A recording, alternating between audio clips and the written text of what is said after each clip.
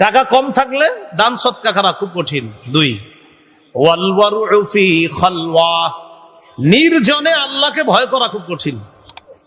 নির্জনে আল্লাহকে ভয় করা খুব কঠিন। এখানে যারা আছি আমরা সবাই, আমরা কিন্তু এই জায়গায় কেউ গুনাহ করতেছি না। এই জায়গায় কেমন যেন আমাদের সবার ভাব যে আমরা আল্লাহকে ভয় করি। আসলে সত্যি কথা, এখানে কেউ গুনাহ করতেছি না আমরা। কিন্তু ঘরে যান, দরজাটা বন্ধ করেন, আপনার মা নাই, আপনার বাবা নাই, আপনার আত্মীয় স্বজন কেউ নাই।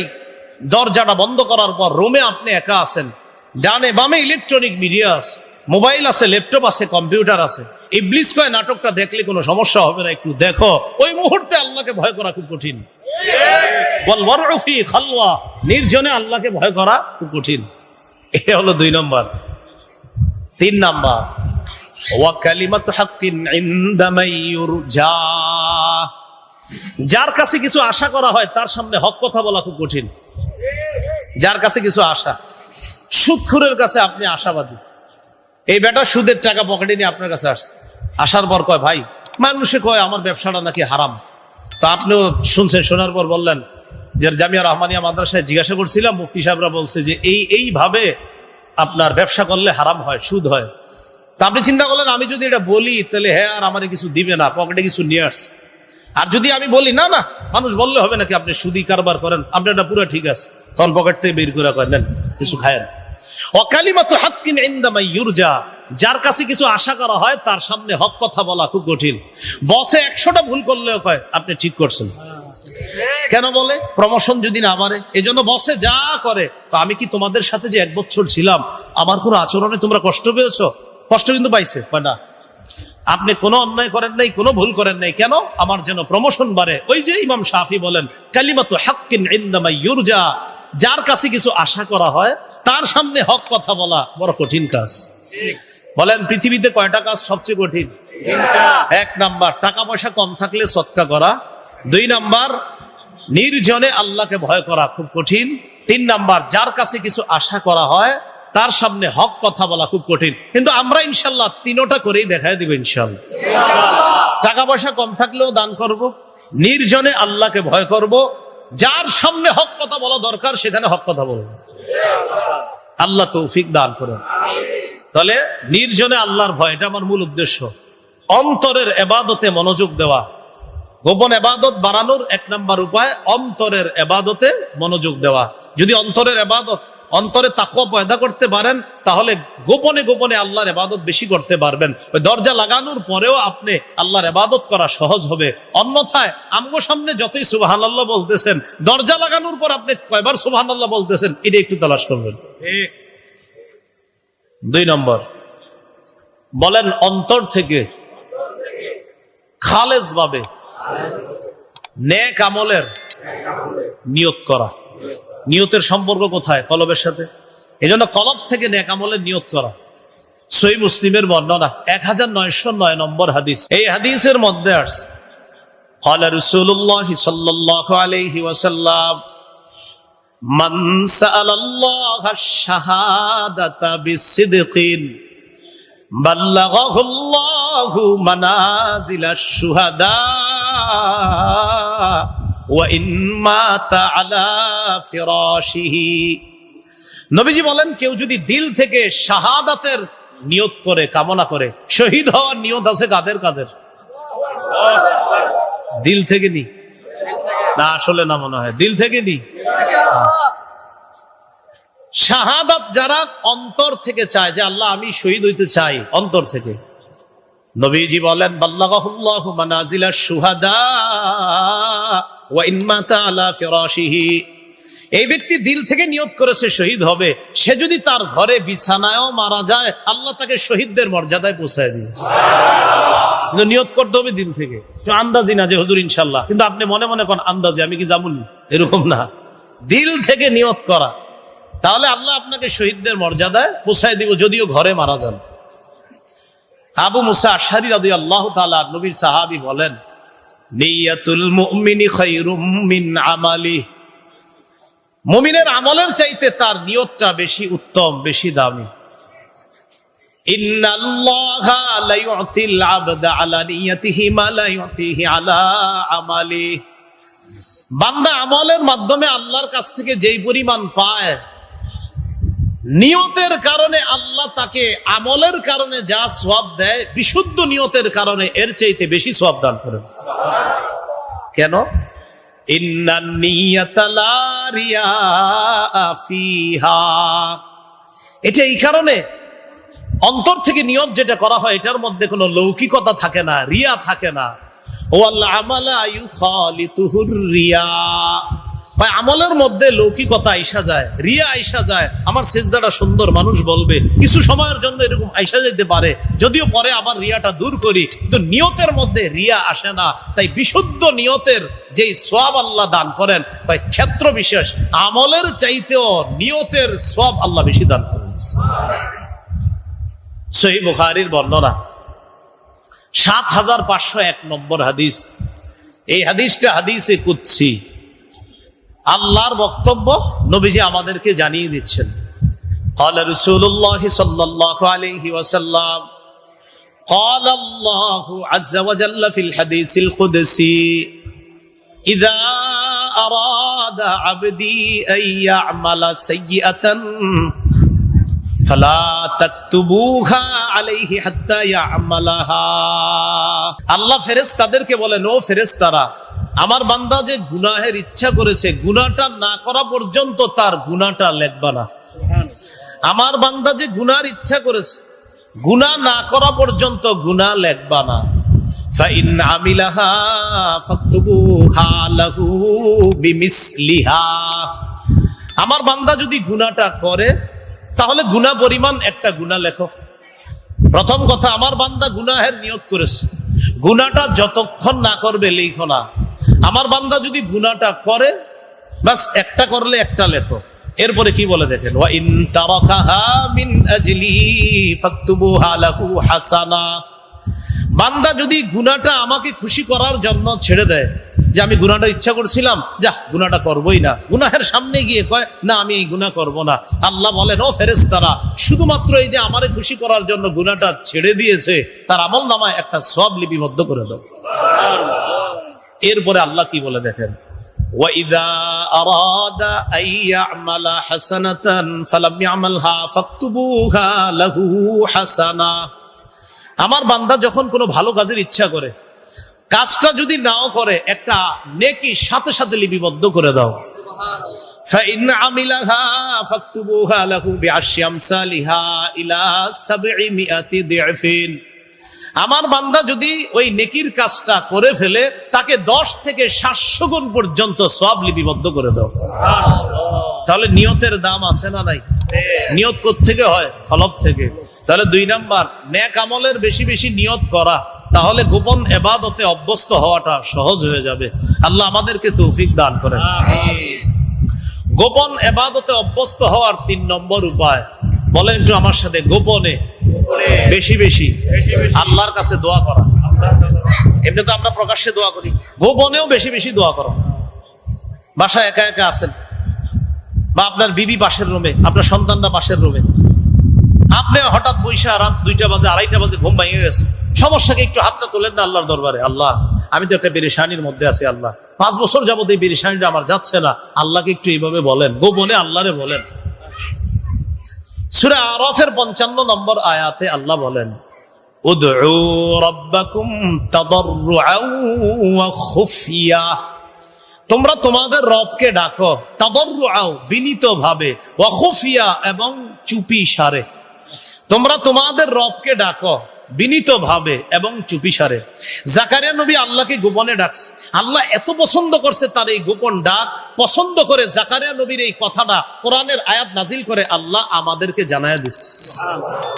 সূরা মারিয়ামের 3 নম্বর আয়াতে আল্লাহ বলেন, ইয নাদা রাব্বাহু নিদাআন খাফিয়া। যখন জাকারিয়া নবী আল্লাহকে ডাকলেন, নিদাআন খাফিয়া, গোপনে ডাকলেন, এত গোপনে ডাকছেন আর আল্লাহ অনেক পছন্দ করছে, তার দোয়াও কবুল করছে। মুফাসসিরিন কেরাম লিখেছেন, জাকারিয়া নবী কেন আল্লাহকে গোপনে ডাকলেন? ইন্নামা আখফাহু লিআন্নাহু আহাব্বু ইলাল্লাহ।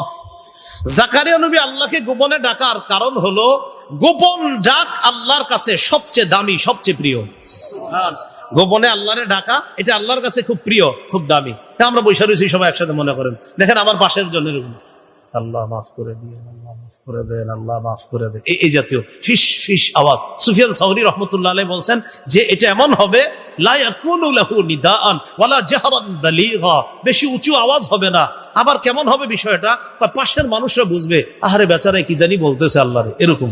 অথবা মানে মানুষ যদি শুনে এটা বুঝবে, তো মানুষের সামনে দোয়া করা দরকার নেই আপনার, কথার কথা আপনি গোপনে বলতেছেন, সেটা মানুষ দেখতেও পারে আবার নাও দেখতে পারে। তো আপনার বিষয়টা কেমন হবে? সুফিয়ান সাউরি বলেন যে এমন যে মানুষ যখন তোমারে দেখবে মনে করবে লোকটা কি জানি বলতেছে আস্তে আস্তে, এরকম। তো গোপনে আল্লাহর কাছে আমরা দোয়া করব ইনশাআল্লাহ, বলেন ইনশাআল্লাহ। এবার একটা বক্তব্য শুনেন, মুসলিম ইবনে দিনার, বলেন কি নাম বললাম, রহমতুল্লাহি আলাইহি, তিনি সুন্দর একটা কথা বলছেন। কেউ যদি পারেন এটা লিখে রাখবেন আর প্রতিদিন দেখবেন, তো আপনিও এই স্বাদ নিবেন, উপভোগ করবেন। ইবনে রজব হাম্বলি রহমতুল্লাহ আলাইহির একটা কিতাব আছে জামিউল উলুম ওয়াল হিকাম, এই কিতাবের মধ্যে উনি বর্ণনাটা আনছেন, যার বর্ণনা তার নাম মুসলিম ইবনে দিনার। তিনি বলেন মা তালাজ্জাজাল মুতালাজ্জিজুনা বিমিসলিল খালওয়াতি বিমুনাজাতিল্লাহি আযজা ওয়া জাল। বলেন আমার সাথে, ঈমানের স্বাদ গ্রহণকারীরা চুপি সারে মুনাজাত করে গোপনে আল্লাহকে ডেকে যেই মজা পায়, এমন মজা, এমন স্বাদ পৃথিবীর অন্য কোনো কিছুতে তারা পায় না। ঈমানের স্বাদ গ্রহণকারীরা আল্লাহর সাথে চুপি সারে কথা বইলা যে মজা পায়, তো এত মজা ঈমানের স্বাদ গ্রহণকারীরা আর কোনো কাজে পায় না। এই জন্য আল্লাহরে গোপনে একটু মুনাজাত করেন, ডাইকেন। ওই যে বললাম 1টা 2টা সবাই ঘুমাইছে, ঘুম ভেঙে গেছে, একটু আল্লাহরের সময় বলেন না, আল্লাহ মেয়েটার বিয়ে হচ্ছে না 5 বছর, একটু আল্লাহরে বলেন। আর আপনি দেখবেন, আমি সত্যি বলছি, আপনি ওইভাবে একটু দোয়া করেন, মজা যদি না পান টাকা ফেরত, আসলে মজা পাবেন, আপনি সত্যি মজা পাবেন। দেখেন আপনি একটু এইভাবে দোয়া করেন। মসজিদের সব মুসল্লি বের হয়ে গেছে, ইমাম সাহেব খতিব সাহেব বের হয়ে গেছে মাগরিবের নামাজের পর, কথার কথা। হঠাৎ দেখেন কোনো মুসল্লি নেই, ফ্যান একটা চলতেছে, এসি গুলা মাত্র বন্ধ হয়েছে, নাতিশীতোষ্ণ একটা ভাব আছে মসজিদের মধ্যে, এখনো হালকা হালকা লাইট জ্বলতেছে, কেউ নাই মসজিদে। ওই টাইমে একটু আল্লাহর কাছে চোখের পানি ছাইরা কান্না করেন না, দেখেন মজা যদি না পান আপনি, মজা পাবেন। মা তালাজ্জাজাল মুতালাজ্জিজুনা বিমিসলিল খালওয়া বিমুনাজাতিল্লাহি আযজা ওয়া জাল, চুপি সারে আল্লাহকে ডাইকা ঈমানদার যেই পরিমাণ মজা পায়, এত স্বাদ অন্য কিছুতে আর পায় না। আল্লাহ আমাদের সকলকে গোপন ইবাদতে অভ্যস্ত হওয়ার জন্য গোপনে যেন বেশি বেশি দোয়া করতে পারি, আল্লাহ তৌফিক দান করেন, আমিন। ফরমাতে ইনশাআল্লাহ। সহিহ মুসলিমের বর্ণনা, ক্বালা রাসূলুল্লাহ সাল্লাল্লাহু আলাইহি ওয়াসাল্লাম ইরবাউ আলা আনফুসিকুম ফাইন্নাকুম লাইসা তাদউনা আসাম্মা ওয়ালা গায়বা। হে মানুষ, তোমরা নিজেদের প্রতি সদয় হও, আর আল্লাহরে যখন ডাকবা একটু চুপে সারে ডাকো, সমস্যা নাই। কারণ তোমরা এমন রবকে ডাকো না যেই রব বধির, যেই রব অনুপস্থিত, এমন রবকে তোমরা ডাকো না। তাহলে কাকে ডাকি? নবী বললেন ইন্নাকুম তাদউনা সামিআন কারীবা, তোমরা এমন রবকেই ডাকছো যেই রব সবকিছু শোনেন, কারীবা অতি নিকটে থেকে সবকিছু শোনেন। ওয়া হুয়া মাআকুম, নবী বলেন আর তিনি তো তোমাদের সাথে আছেন। সুবহানাল্লাহ। সাহাবায়ে কেরাম একবার নবীজিরে বললেন, কি বললেন একটু মন দিয়ে শুনেন। লাম্মা সাআলু রাসূলুল্লাহি সাল্লাল্লাহু আলাইহি ওয়াসাল্লাম ফাকালু আকারীবুন রাব্বুনা ফানুনাজি আম বাঈদুন ফানুনাদি। আমি আবার বলছি, ছাত্র ভাই আছেন অনেকে, একটু মন দিয়ে শুনেন কি বলি। সাহাবায়ে কেরাম একবার নবীজিরে বললেন আকারীবুন রাব্বুনা ফানুনাজি, ফানুনাজি নাজা থেকে, ফানুনাজিহি আম বাঈদুন ফানুনাদিহি। একটা নাজা ইউনাজি মুনাজাত থেকে, আর একটা নাদা ইউনাদি মুনাদাত থেকে। তো সাহাবায়ে কেরাম নবীজিকে বলতেছে, হুজুর রব কি আমাদের কাছে যে রবকে চুপে চুপে ডাকবো, নাকি রব আমাদের থেকে দূরে যে জোরে জোরে ডাকবো? আবার বুঝেন, সাহাবায়ে কেরাম নবীরে বললেন, হুজুর রব কি আমাদের কাছে যে চুপি সারে ডাকবো, রব কি আমাদের থেকে দূরে যে জোরে জোরে ডাকবো? এই কথা সাহাবীরা নবীরে জিজ্ঞাসা করলেন। আল্লাহ এই কথার জবাবে সূরা বাকারার 186 নম্বর আয়াত নাজিল করে দিয়েছে। আল্লাহ কি বলে দেখেন, ওয়াইদা সাআলাকা ইবাদি আন্নী ফাইন্নী করিব। আপনার কাছে আমার বান্দারা যখন আমার ব্যাপারে জিজ্ঞাসা করে, আপনি বলবেন আমি আল্লাহ করিব, একদম কাছে আছি, আমি নিকটে আছি। উজিবু দাওয়াতাদ দাঈ ইযা দাআন। আহ্বানকারীর আহ্বান করা মাত্রই আমি তার আহ্বানে সাড়া দিয়ে দেই। সুবহানাল্লাহ। এই যে আমি আপনি দোয়া করতেছি আল্লাহ মাফ করেন, আল্লাহ বলে আহ্বানকারীর আহ্বান করা মাত্রই আমি তার আহ্বানে সাড়া দিই। অতএব বলেন সবাই, অতএব তারাও যেন আমার আহ্বানে সাড়া দেয়।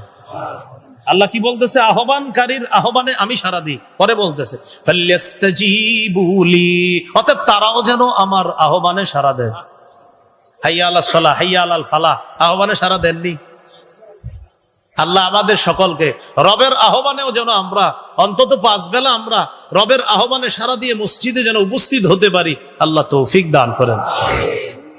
তাহলে বলেন রব কি করিব না বাঈদ? বলেন করিব। বলেন রব কি করিব না বাঈদ?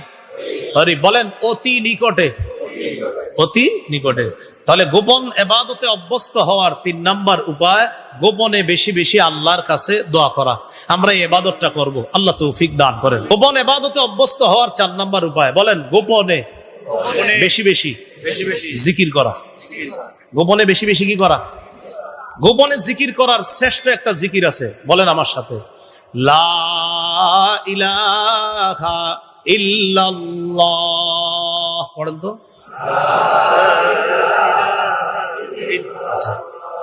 আবার একটু মন থেকে।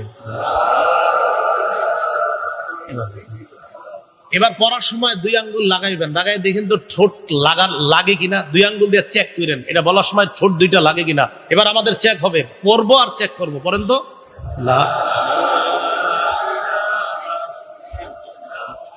ঠোঁট লাগে? তাহলে কি বুদ্ধি?